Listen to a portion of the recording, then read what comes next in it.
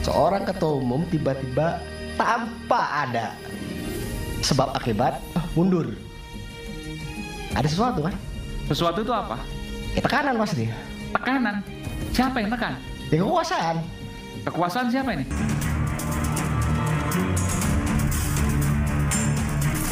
Tenggat waktu 4 Agustus itu sudah lewat, maka pimpinan kami berkomunikasi dengan pimpinan partai politik lainnya termasuk dengan Koalisi Indonesia Maju. Tidak ada deadline atau tenggat waktu yang dilewati. Bismillah, kita yakin untuk terus berjuang bersama ke depannya. Insya Allah sampai di akhir Agustus ini kita bisa sama-sama daftar.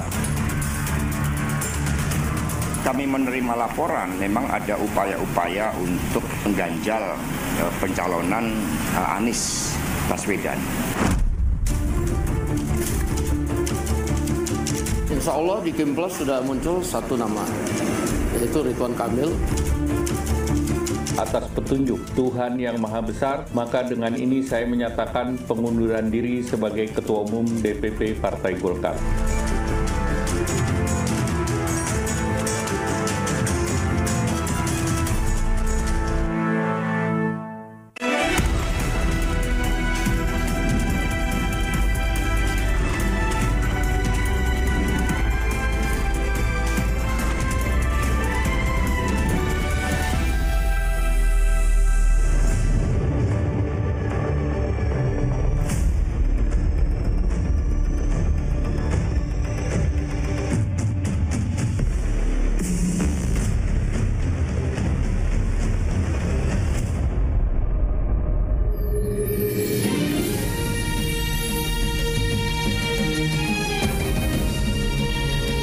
Disiarkan langsung dari studio MNC Conference Hall Ainus Tower Jakarta.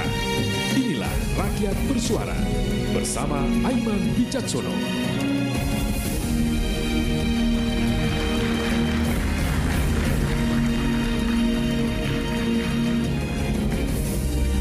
Ya, hari ini kita melihat menjelang akhir Agustus nanti pada saat pendaftaran pilkada.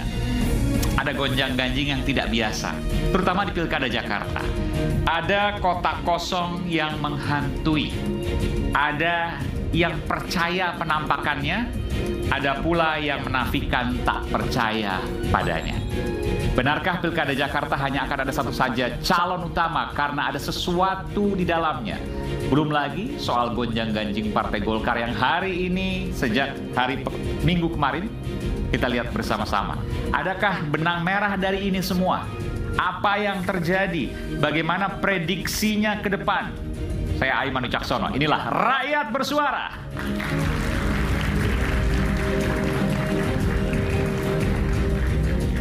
Ya, saya tidak hadir sendiri. Saya undang ke panggung Rakyat Bersuara Wakil Gubernur DKI Jakarta 2020-2022 yang juga Ketua DPD Partai Gerindra Jakarta, Bung Ahmad Riza Patria. Kita berikan tepuk tangan. Bung Ariza, apa kabar? Terima kasih. Luar biasa. Jadi sebelah kiri, mohon maaf. Oke. Ya. Saya tanya dulu Bung Ariza. Jadi jadi sudah siap Kimplas borong semua partai? Ya enggak ada niat untuk memborong semua partai. Enggak, soalnya begini, saya tanya dulu. Kan PKB hari ini harusnya datang nih Bung Saiful Huda. Tapi rupanya sudah ada deal khusus dengan Partai Gerindra dan Kimplas untuk kemudian mengusung Ridwan Kamil. Betul demikian nggak? Ini saya konfirmasi. Ya, kalau kami kan memang sejak awal Gerindra Pak Ridwan Kamil bersama Golkar. PKB sekarang sudah gabung? Ya, kalau memang sudah bergabung, alhamdulillah. Oh, belum pasti kan, berarti? Belum.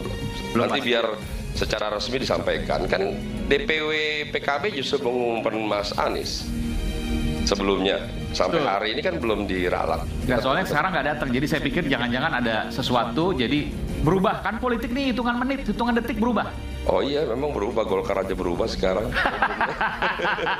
Jadi politik itu biasa berubah. Oke, jadi apa yang terjadi nanti? Kotak kosong, saya tanya, kotak kosong percaya nggak sama kotak kosong di Jakarta? Ya, kalau kita lihat sejarah pilkada dari sejak pertama, setiap pilkada itu bertambah terus. Lebih dekat lagi, Mas.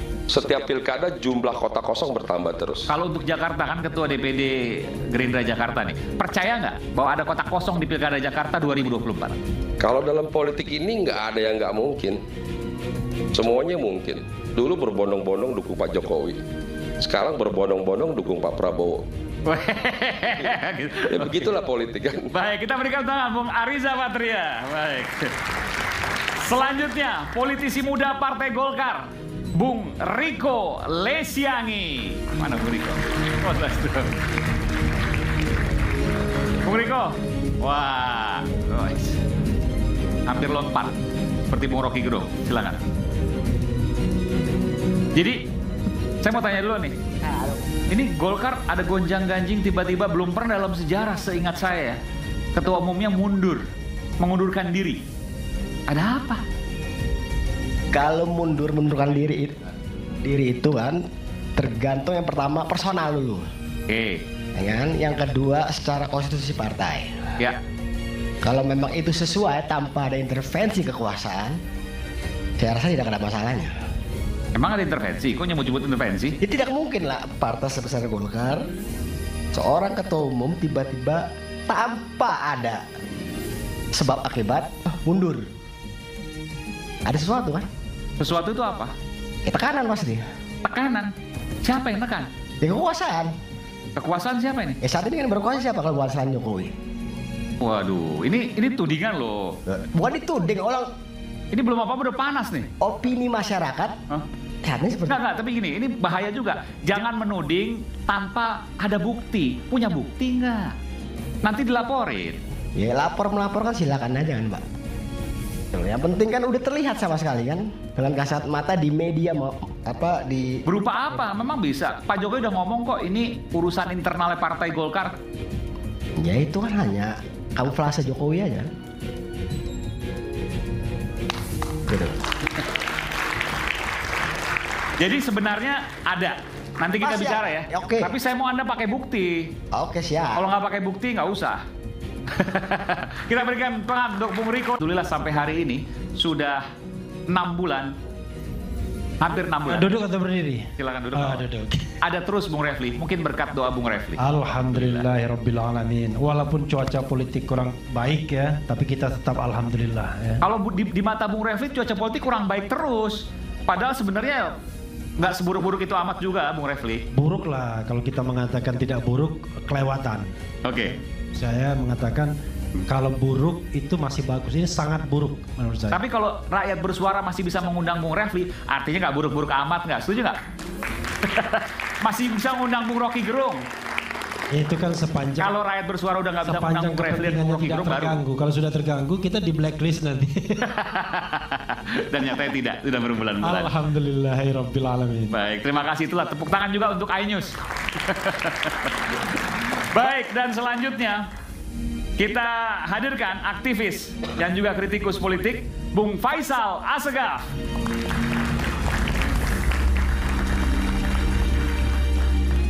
Selamat malam Bung Faisal. Rupanya ada partai baru, Partai Negoro. Tapi kita bicara soal aktivis politik ya. Jadi apa yang terjadi, nanti saya akan bicara dengan Bung Faisal. Anda sekarang jadi pendukung Anies Baswedan rupanya, betul? Mendukung perubahan. Pak Anies di arus perubahan. Oke. Dan Pak Anies Baswedan belum tentu bisa maju loh. Itu berarti bangkrut secara bernegara dan demokrasi. Bangkrut? Bangkrut. Kenapa bangkrut? Karena operatornya udah pasti berasal dari lingkaran kekuasaan. Ini semua kekuasaan, tapi kalau tanyaan bukti nggak punya. Kalau dasar pertanyaan itu analisa, kita harus jawab analisa yang konstruktif. Oke. Supaya ada dialektika untuk menguji. Apa analisanya? Hampir merujuk kepada akal sehat dan pandangan-pandangan orang kritis. Anies itu bukan untuk kali ini, dijikal pada pilkada sebelumnya, pada pilpres dan hari ini kan menunjukkan bahwa kejahatan dinasti politik mencapai proses penyempurnaan dalam perusahaan bernegara. Apa kaitannya Anies nggak bisa maju dengan dinasti politik? Karena hampir semua partai ini dipasung di pagar istana dan mereka yang bekerja di belakang itu Mr. D Mr. A plus dan 2 aktor ini harus saya minta muncul di publik. Mr. D dan Asko, Mr. A. Ahmad Ali, supaya menghentikan semua drama-drama di balik pertunjukan istana yang semakin norak. Saya sebut nama loh. Ada komunikasi. Jadi kita nanti beda tuntas kebatinan dan psikologi dari cara berpikir elit di internal Gerindra. Karena kalau kita ini kekuasaan kok Gerindra? Gini, untuk pertama kali Pilkada DKI itu menghadapi masa transisi. Dan biasanya habis pemilihan presiden, misal Prabowo itu kan sibuk dengan isu kabinet. Tapi Prabowo ditarik oleh kubu Pak Dasko untuk fokus masalah DKI Pilkada. Hari-hari ini kan kita melihat manuver Pak Dasko sangat memberi pengaruh, semacam arahan yang betul-betul ingin Kim Plus itu mengusung Ridwan Kamil dengan mempersembahkan jalan mulus bagi Kaisar. Paketnya ke sana diskusi itu. Itu hak Pak Dasko. Oke, itu kan analisa, tapi nanti apakah bisa dibuktikan tidak belum tentu. Kita lihat analisa. Nanti kita bicara soal itu. Karena jangan-jangan itu cuma fitnah saja. Ya saya harus katakan itu karena harus ada buktinya. Tapi kalau satu ini saya hadirkan, ia dirindukan ya oleh bukan hanya penonton di studio di iNews Tower di Jakarta ini, ia juga dirindukan oleh banyak netizen. Bahkan ketika saya berdebat dengannya, saya yang dibully. Dia adalah no Rocky, no party, Rocky Gerung. Luar biasa, sampai teriak tuh mahasiswa. Bung Rocky mau bicara sekarang atau nanti? Kalau bicara sekarang saya ngeri-ngeri sedap nih. Kalau saya bicara sekarang, kamu nggak ada pertanyaan lagi nanti. Baik, kita berikan tepuk tangan sekali lagi untuk Bung Rocky. Tapi sekali deh, dikit aja. Bung Rocky melihat gonjang-ganjing menuju pilkada ini, apa yang ada di benak Bung Rocky? Nggak ada. Ya karena ini kotak kosong versus otak kosong. Tapi selamat dulu ya. 1 emas ya, betul? Oh iya, kalau itu saya pernah janjikan, saya akan bawa pulang emas dari Olimpiade Paris dan itu terbukti. Hanya itu satu-satunya isinya. Dan baru pertama kali saya mendengar Bung Rocky terima kasih pada Pak Jokowi. Iya benar. Karena saya ingin ingatkan dunia bahwa masih ada presiden di Indonesia. Oke. Luar biasa. Baik, terima kasih Bung Rocky. Dan pemirsa, saya sebenarnya mengundang juga beberapa partai yang lain, PAN, ya, PKB yang tadi Bung Saiful Huda, lalu kemudian Partai Golkar beberapa karena kemudian berhalangan, tadi Pak Nurdin Halid bersedia di sini, tapi kemudian beliau rapat pleno, Bung Riko kemudian menggantikan, dan ada pula beberapa partai yang lain ya, seperti PAN juga. Tapi PKS juga kami undang, cuma mereka berhalangan hadir. Bahkan PKS agak sulit untuk kemudian kita ajak hari ini untuk hadir di Rakyat Bersuara. Tapi inilah Rakyat Bersuara di mana rakyat bisa dan bebas untuk bersuara. Dan inilah panggung demokrasi kita yang harus kita jaga. Dan inilah kemudian apa yang kita yakini bisa memperbaiki negara ini lewat suara-suara yang berbekal dari kebebasan, tapi bertanggung jawab, bukan kayak yang dulu kan. Tapi intinya adalah bagaimana kemudian kita bisa menyampaikan sesuatu itu dengan data, fakta, dan logika. Kita simak informasi berikut ini. Pilkada Jakarta menjadi sorotan berjuta pasang mata. Anies Baswedan yang sejak jauh hari menyatakan siap berlaga untuk kali kedua di Pilkada Jakarta, kini tersandung ketidakpastian dukungan. Juru bicara PKS Muhammad Khalid menyatakan tenggat waktu 40 hari mengusung pasangan Anies Sohibul Iman telah berakhir pada 4 Agustus lalu. Hingga saat itu, PKS belum mendapat partner koalisi untuk Pilkada Jakarta, sehingga membuka opsi bergabung dengan Koalisi Indonesia Maju. Waktu 4 Agustus itu sudah lewat, maka opsi kedua inilah yang ingin kita kaji, kita bahas, dan kita perdalam. Itulah kemudian pimpinan kami berkomunikasi dengan pimpinan partai politik lainnya, termasuk dengan Koalisi Indonesia Maju. Anies membantah ada tenggat waktu 40 hari dari PKS untuk mencari partner koalisi. Saya tetap berjuang bersama dan tidak ada deadline atau tenggat waktu yang dilewati. Ini perlu saya sampaikan juga agar teman-teman PKSI Jakarta itu tahu dan bismillah kita yakin untuk terus berjuang bersama ke depannya. Insya Allah sampai di akhir Agustus ini kita bisa sama-sama daftar.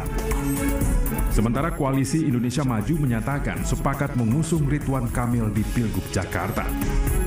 Insya Allah di Kimplas sudah muncul satu nama, yaitu Ridwan Kamil untuk Pilkada DKI Jakarta. Untuk wakilnya masih dibicarakan atau gimana? Untuk wakilnya nanti mungkin sehari 2 hari kita akan sampaikan ke media. Sekjen PDI Perjuangan Hasto Kristianto mengaku mendapat laporan terkait upaya pencegalan Anies Baswedan di Pilgub Jakarta 2024.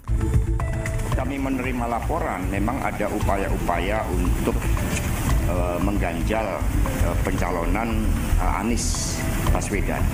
Dan siapapun yang oleh proses yang seharusnya demokratis, tetapi ketika ada upaya-upaya untuk mengganjal calon-calon tertentu, itu kehidupan demokrasi kita tidak sehat. Di tengah hiruk-pikuk pilkada, secara tiba-tiba Airlangga Hartarto mundur dari kursi Ketua Umum Partai Golkar. Maka dengan mengucapkan Bismillahirrahmanirrahim, serta atas petunjuk Tuhan Yang Maha Besar, maka dengan ini saya menyatakan pengunduran diri sebagai Ketua Umum DPP Partai Golkar. Ada apa dengan Airlangga? Dan jika benar Anies terganjal, mungkinkah Pilkada Jakarta akan melawan kota kosong?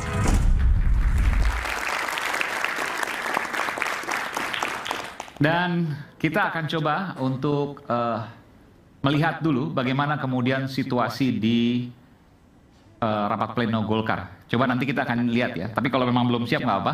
Nanti kita akan lihat bagaimana kemudian proses di sana.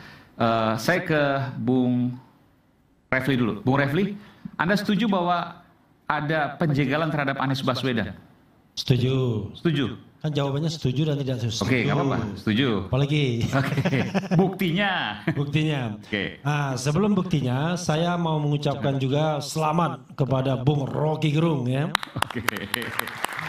Yang sudah membawa medali emas. Luar biasa. Dan memang, tapi hati-hati tuh, panjat tebing itu kelihatan seperti baliho. Karena yang paling berat itu adalah panjat baliho menjadi panjat sosial nantinya. Untung yang dimenangkan panjat tebing ya. Dan saya kira bagi netizen, terutama yang hatersnya Rocky, inilah satu-satunya prestasi hidup Rocky Gerung. Jangan-jangan gitu ya. Sekali lagi selamat ya. Walaupun kita babak belur di bulu tangkis, ternyata kita masih bisa dapat emas di panjat tebing. Tapi dibilang sport climbing gitu ya. Nggak ada tebingnya.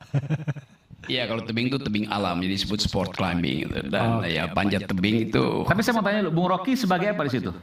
Saya official, saya pengurus Federasi Panjat Tebing Indonesia. Oke. Jadi saya bawa atlet ke Paris dan atletnya itu bawain medali buat Pak Jokowi. Jadi organisasi beliau ini ketuanya Yeni Wahid. Pembinanya Kaisang. Oke.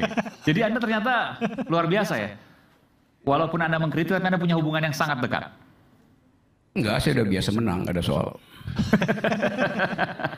Oke, kita balik lagi. Gimana pertanyaannya? Buktinya ya? Buktinya, oke. Dari mana Anies diganjal? Atau jangan-jangan hanya perasaan aja? Ini, dari awal saya mengatakan yang namanya threshold, itu baik di pilkada maupun di pilpres, itu kalau pakai bahasa Bung Rocky, pertambah itu adalah bagaimana kursi-kursi di DPR dan DPRD itu menjadi bermakna, bernilai dalam rupiah tentunya, ya.